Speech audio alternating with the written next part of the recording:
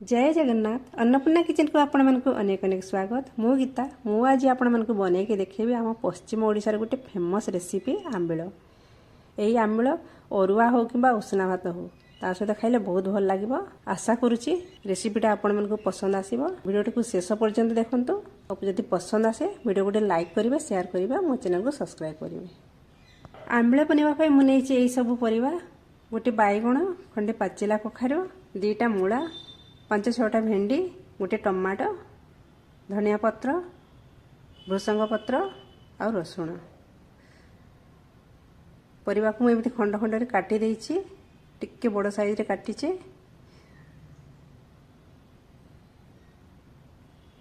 बैगण को टिके बड़ साइज रे काटी मु पानी रे पकाई देछि।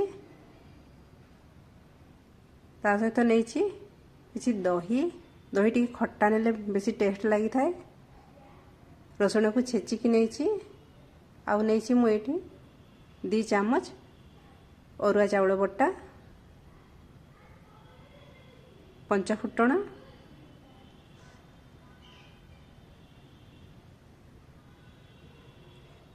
कंचा लंका सुखिला लंका आ खंडे आंबुल आ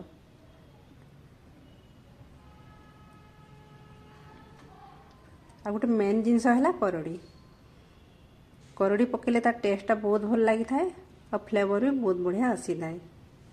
आपण मान पाखे जब एभेलेबल नहीं ताहले आपण बिना करड़ी रे भी प्रस्तुत करि परिबे।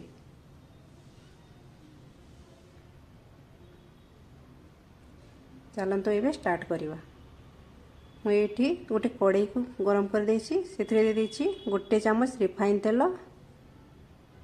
प्रथमे आमे कटा जाइथिबा भेंडी को भाजी देबा।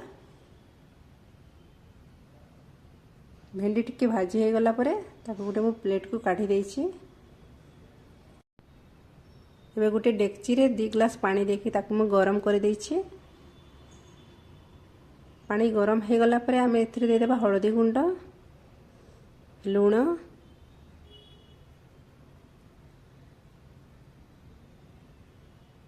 प्रथमे करड़ी को धोईकी सेथिरे आमे पकेकी किछि समय पर सिझेई देबा। तापर सेथिरे दे देबा आमे कटा जाइथिबा परिवा।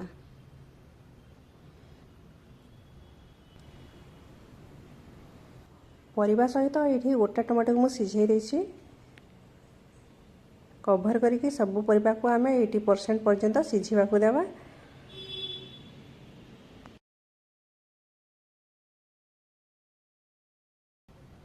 परिवा सब सिझी आइछि किंतु गोटा गोटा ही रहिछि। एमिति हितले आंबिल खाइबा को बहुत भल लागि थाए।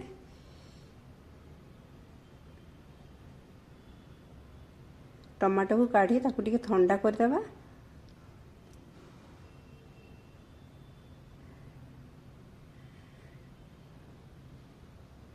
टमाटो ठंडा हो सारा परे ता चोपा को काढ़ी की ताकू गोटे कंटा चामच रे ताकू एमिति चकटी देबा।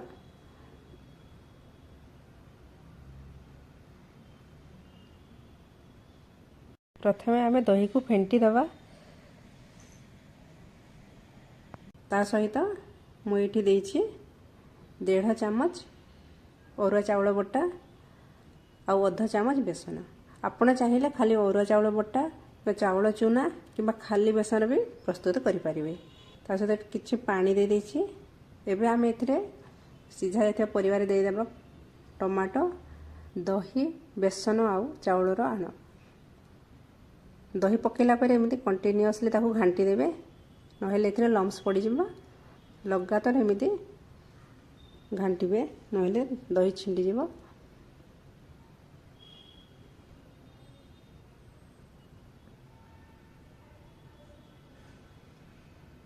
एबे आमे एथिरे देई देबा भजा जाइथिबा भेंडी